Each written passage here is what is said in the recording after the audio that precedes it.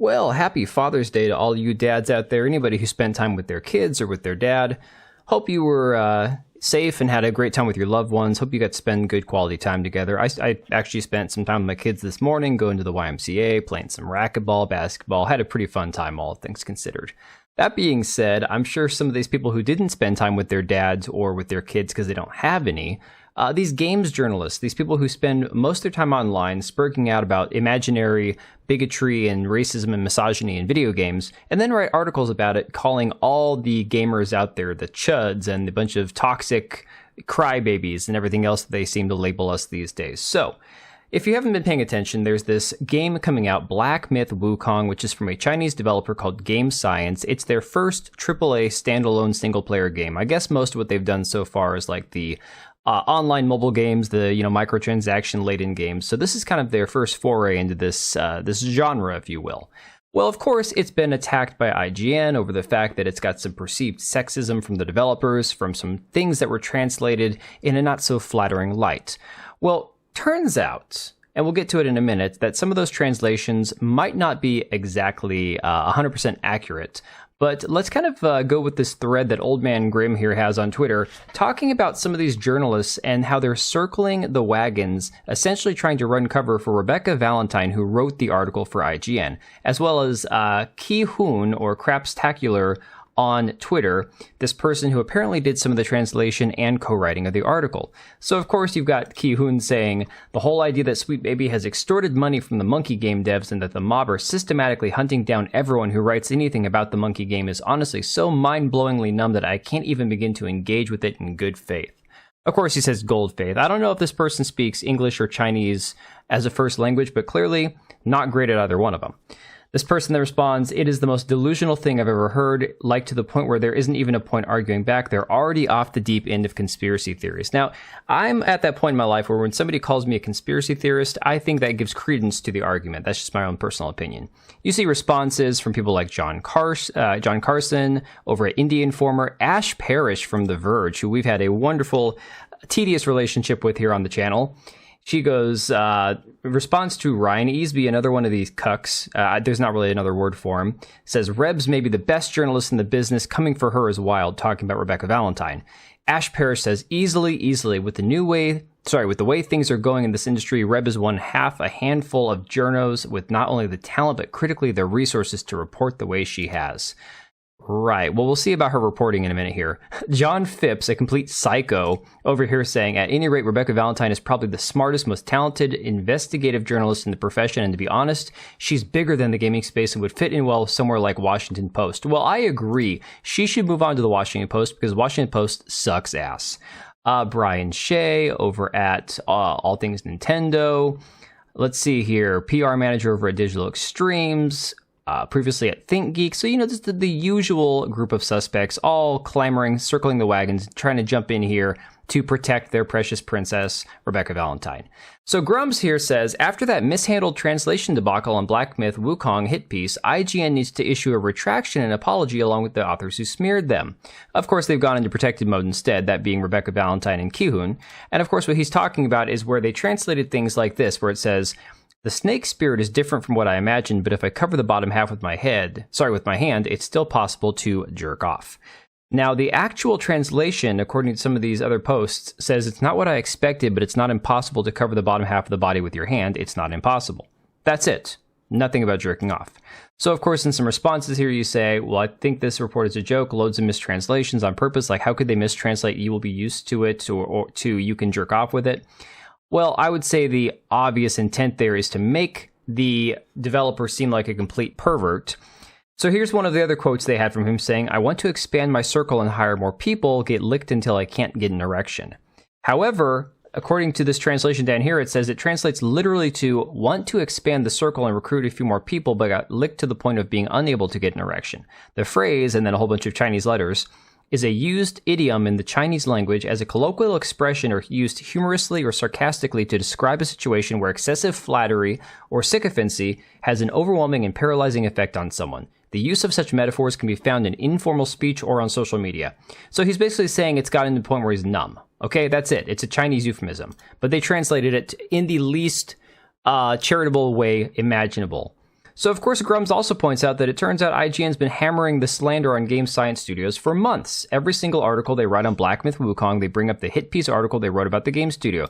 And you can see one after another, where every time they reference the sexism that has not been addressed by the developer, and then they just source themselves as the source of the sexism that has been exposed, supposedly, by the games journalists, right?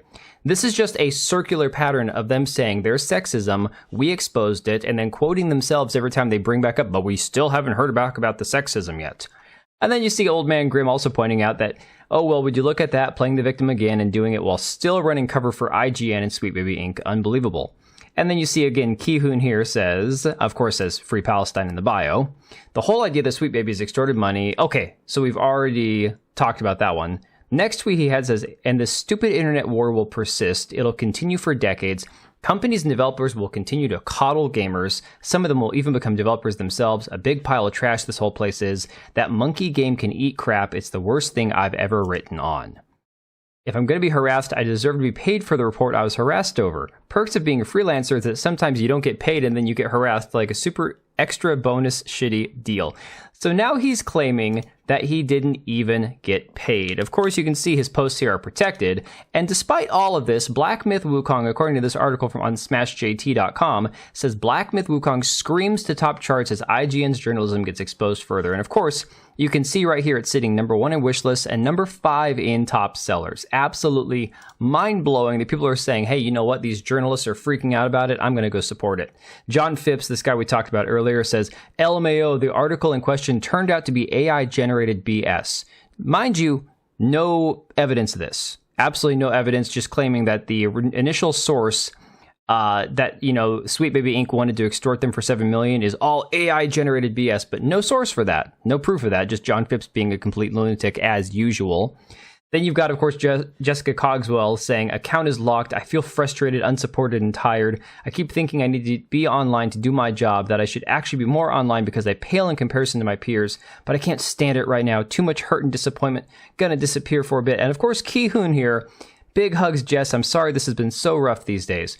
Just one journalist after another coddling each other like Jake Steinberg, shilling for Alyssa Mercante here, calling everybody misogynistic. Ash Paris over here saying, anyway, my ass is fat. My ruining video games paychecks keep clearing, so stay anonymous, and very, very mad. Well, Ash, your days are numbered as well. All of these video game journalists, these news outlets, these media sites, your days are numbered. The money is drying up.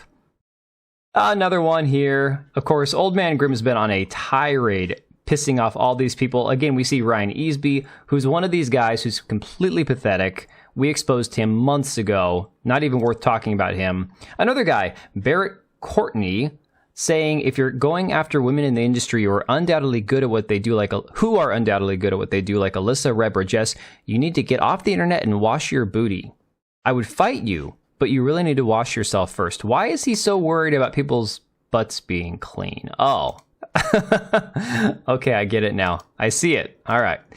So this morning I noticed something from another IGN article that came out about 6 hours ago. And so I said, so the author of this article gave Wukong a glowing review for IGN, and lo and behold, Duck Valentine, who is Rebecca Valentine, had to add a note attacking the Black Myth game for not addressing the alleged sexism that she wrote about several times. And then I tagged everybody in this. So I'm going to show you the screenshots. The article, glowing review for Wukong. IGN author, he loved it. He thought it was like great Souls-like game. Here's what Rebecca Valentine had to say about it in the editor's note at the end of the article. Last year, we published a comprehensive report on IGN detailing a number of sexist and inappropriate remarks made by multiple developers of Black Myth Wukong, including those in leadership roles at Game Science. As of the publication of this preview, Game Science has yet to provide any responses or statements addressing our report of their past remarks. Shocker, right? We're all shocked by that. Like Mitchell, who was the author, I had the opportunity to see Black Myth Wukong at Summer Game Fest, though my appointment was admittedly a little strange. I was told as a part of my invitation that Game Science would have a statement related to the reports of sexism. I arrived at the appointment and saw the game as planned, but when I asked for the promised statement, I was told by a PR representative, Game Science is focused on the demo during playdays and will only answer questions related to gameplay. Good for them. Based. Mitchell's preview doesn't need my validation, but for what it's worth, I fully back everything he's written here. Black Myth Wukong looks like it'll be a great game. It's gorgeous, sorry, the old lisp is coming in here. With snappy combat, fantastic monster design, and some really interesting boss fights.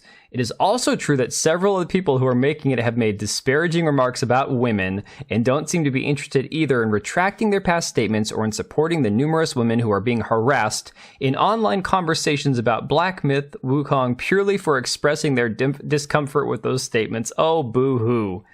Both of these ideas can exist simultaneously. What audiences want to do about their conflict is ultimately their choice. One last note. I didn't see any women or femme-coded characters in the demo. I can't even. Let's reread that again. I didn't see any women or femme-coded characters in the demo, and I was able to confirm from Game Science that there were none present in the section of the game presented to the press. There will be women in the final game. Oh, thank God.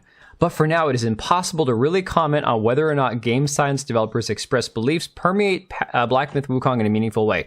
So what she's saying here is because I didn't see women in the game, and because I've written these articles, even using bad translations as a way of saying, you guys have done terrible things and you said horrible things about women, because I didn't see women, I'm going to say that this game is still sexist.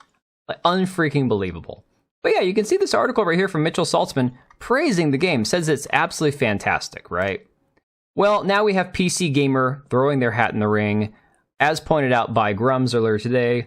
And again, the article going over the game, saying how great it is, what a wonderful game it is. But then you see right here in the very bottom, you might remember Game Science as the subject of a 2023 IGN report detailing a history of sexism from one of its founders, as well as a wider company culture of misogyny. Good God. And of course, Morgan Park, the author of the article, is now in protected mode. Shocker. So yeah, that's where we are with all this, guys. Wukong is still kicking ass, and I'm going to say one thing right now. I am not a fan of the CCP, not a fan of the Chinese Communist Party, not a fan of the Marxism that's going on in this country, and that is what this is neo-Marxism. It is revisionist history, where everything has to be equitable and charitable and diverse and inclusive, and you cannot say something without being called a fascist, okay?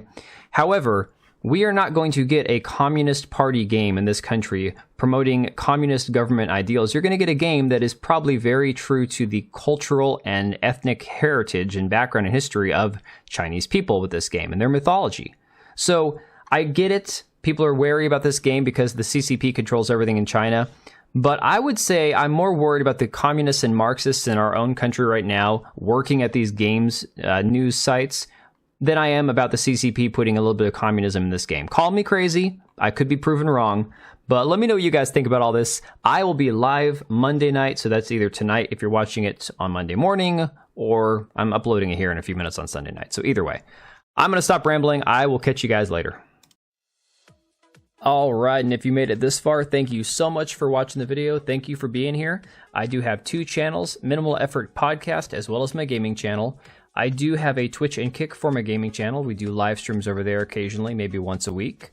And then if you are in the market for a new PC, make sure to check out Meta PCs. Click the link I have down below. Use code TBO at checkout for a special discount. Thanks again for watching, and I will see you next time.